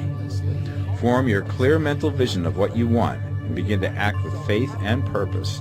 Do the work that you can do every day and do each piece of work in a perfectly successful manner. Put the power of success and the purpose to get rich into everything that you do. But do not do this merely with the idea of currying favor with your employer in the hopes that he or those above you will see your good work and advance you. It is not likely that they will do so. The man who is merely a good workman, filling his place to the very best of his ability and satisfied with that, is valuable to his employer, and it is not to the employer's interest to promote him. He is worth more where he is. To secure advancement, something more is necessary than to be too large for your place. The man who is certain to advance is the one who is too big for his place, and who has a clear concept of what he wants to be, who knows that he can become what he wants to be, and who is determined to be what he wants to be. Do not try to more than fill your present place with a view to pleasing your employer. Do it with the idea of advancing yourself. Hold the faith and purpose of increase during work hours, after work hours, and before work hours.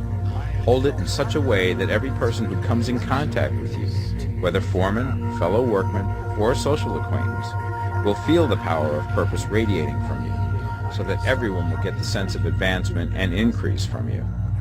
Men will be attracted to you, and if there is no possibility for advancement in your present job, you will very soon see an opportunity to take another job.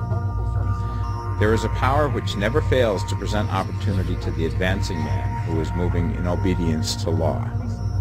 God cannot help helping you if you act in a certain way. He must do so in order to help himself. There is nothing in your circumstances or in the industrial situation that can keep you down. If you cannot get rich working for the Steel Trust, you can get rich on a 10-acre farm. And if you begin to move in the certain way, you will certainly escape from the clutches of the Steel Trust and get on to the farm or wherever else you wish to be. If a few thousands of its employees would enter upon the certain way, the Steel Trust would soon be in a bad plight.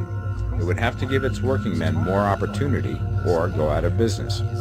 Nobody has to work for a trust. The trusts can keep men in so-called hopeless conditions only so long as there are men who are too ignorant to know of the science of getting rich, or too intellectually slothful to practice it. Begin this way of thinking and acting, and your faith and purpose will make you quick to see any opportunity to better your condition. Such opportunities will speedily come, for the Supreme, working in all and working for you, will bring them before you. Do not wait for an opportunity to be all that you want to be. When an opportunity to be more than you are now is presented, and you feel impelled toward it, take it. It will be the first step towards a greater opportunity. There is no such thing possible in this universe as a lack of opportunities for the man who is living the advancing life. It is inherent in the constitution of the cosmos that all things shall be for him and work together for his good, and he must certainly get rich if he acts and thinks in a certain way. So let wage-earning men and women study this book with great care, and enter with confidence upon the course of action it prescribes. It will not fail. Chapter 16. Some cautions and concluding observations. Many people will scoff at the idea that there is an exact science of getting rich. Holding the impression that the supply of wealth is limited, they will insist that social and governmental institutions must be changed before even any considerable number of people can acquire a competence. But this is not true. It is true that existing governments keep the masses in poverty, but this is because the masses do not think and act in a certain way. If the masses begin to move forward as suggested in this book, neither governments nor industrial systems can check them. All systems must be modified to accommodate the forward movement. If the people have the advancing mind, have the faith that they can become rich, and move forward with the fixed purpose to become rich, nothing can possibly keep them in poverty. Individuals may enter upon the certain way at any time and under any government, and may make themselves rich. And when any considerable number of individuals do so under any government, they will cause the system to be so modified as to open the way for others. The more men who get rich on the competitive plane, the worse for others. The more who get rich on the creative plane, the better for others. The economic salvation of the masses can only be accomplished by getting a large number of people to practice the scientific method set down in this book and become rich.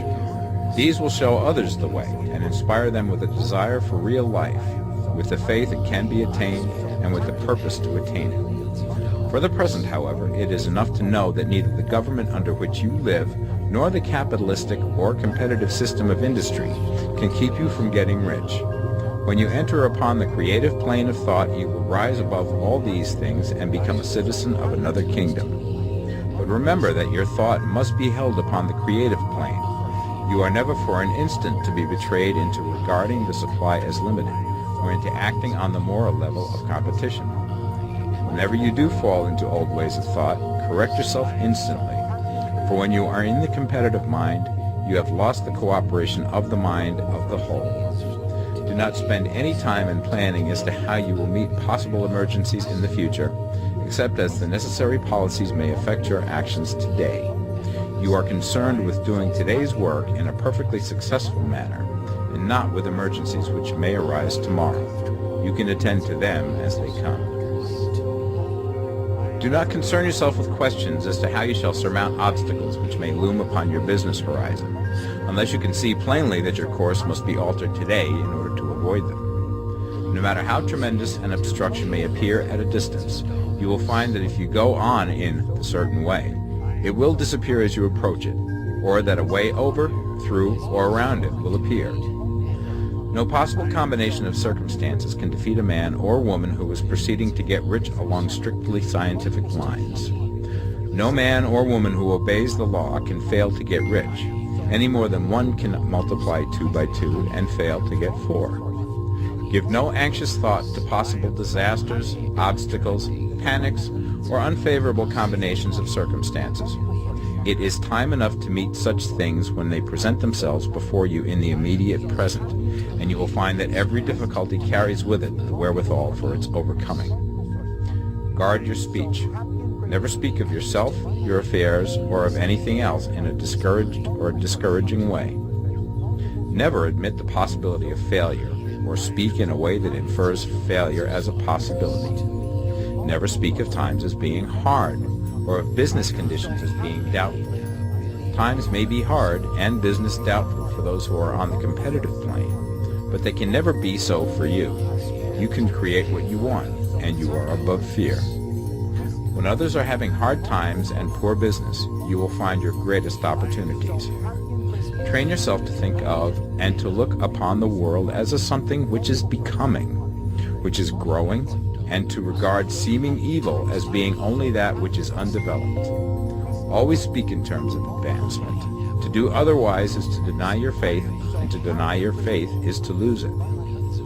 Never allow yourself to feel disappointed. You may expect to have a certain thing at a certain time, and not get it at that time, and this will appear to you like failure. But if you hold to your faith, you will find that the failure is only apparent. Go on in a certain way, and if you do not receive that thing, you will receive something so much better that you will see that the seeming failure was really a great success. A student of this science had set his mind on making a certain business combination which seemed to him at the time to be very desirable, and he worked for some weeks to bring it about. When the crucial time came, the thing failed in a perfectly inexplicable way. It was as if some unseen influence had been working secretly against him. He was not disappointed. On the contrary, he thanked God that his desire had been overruled, and went steadily on with a grateful mind. In a few weeks, an opportunity so much better came his way that he would not have made the first deal on any account, and he saw that a mind which knew more than he knew had prevented him from losing the greater good by entangling himself with the lesser. That is the way every seeming failure will work out for you, if you keep your faith, hold to your purpose, have gratitude, and do, every day, all that can be done that day, doing each separate act in a successful manner. When you make a failure, it is because you have not asked for enough. Keep on, and a larger thing than you were seeking will certainly come to you. Remember this. You will not fail because you lack the necessary talent to do what you wish to do. If you go on as I have directed, you will develop all the talent that is necessary to the doing of your work. It is not within the scope of this book to deal with the science of cultivating talent, but it is as certain and simple as the process of getting rich. However, do not hesitate or waver for fear that when you come to any certain place, you will fail for lack of ability. Keep right on, and when you come to that place, the ability will be furnished to you. The same source of ability which enabled the untaught Lincoln to do the greatest work in government ever accomplished by a single man is open to you. You may draw upon all the mind there is for wisdom to use in meeting the responsibilities which are laid upon you. Go on in full faith. Study this book. Make it your constant companion until you have mastered all the ideas contained in it. While you are getting firmly established in this faith, you will do well to give up most recreations and pleasure, and to stay away from places where ideas conflicting with these are advanced in lectures or sermons. Do not read pessimistic or conflicting literature or get into arguments upon the matter. Do very little reading, outside of the writers mentioned in the preface. Spend most of your leisure time in contemplating your vision, and in cultivating gratitude, and in reading this book. It contains all you need to know of the science of getting rich, and you will find all the essentials summed up in the following chapter. Chapter 17. Summary of the Science of Getting Rich. There is a thinking stuff from which all things are made, and which, in its original state, permeates, penetrates, and fills the interspaces of the universe. A thought in this substance produces the thing that is imaged by the thought. Man can form things in his thought, and by impressing his thought upon formless substance can cause the thing he thinks about to be created. In order to do this, man must pass from the competitive to the creative mind, otherwise he cannot be in harmony with the formless intelligence, which is always creative and never competitive in spirit. Man may come into full harmony with the formless substance by entertaining a lively and sincere gratitude for the blessings it bestows upon him. Gratitude unifies the mind of man with the intelligence of substance, so that man's thoughts are received by the formless. Man can remain upon the creative plane only by uniting himself with the formless intelligence through a deep and continuing feeling of gratitude. Man must form a clear and definite mental image of the things he wishes to have, to do, or to become, and he must hold this mental image in his thoughts, while being deeply grateful to the Supreme that all his desires are granted to him. The man who wishes to get rich must spend his leisure hours in contemplating his vision, and in earnest thanksgiving that the reality is being given to him. Too much stress cannot be laid on the importance of frequent contemplation of the mental image, coupled with unwavering faith and devout gratitude. This is the process by which the impression is given to the formless, and the creative forces set in motion. The creative energy works through the established channels of natural growth, and of the industry and social order. All that is included in his mental image will surely be brought to the man who follows the instructions given above, and whose faith does not waver. What he wants will come to him through the ways of established trade and commerce. In order to receive his own when it shall come to him, man must be active, and this activity can only consist in more than filling his present place. He must keep in mind the purpose to get rich through the realization of his mental image. And he must do, every day, all that can be done that day, taking care to do each act in a successful manner. He must give to every man a use value in excess of the cash value he receives, so that each transaction makes for more life, and he must so hold the advancing thought that the impression of increase will be communicated to all with whom he comes in contact.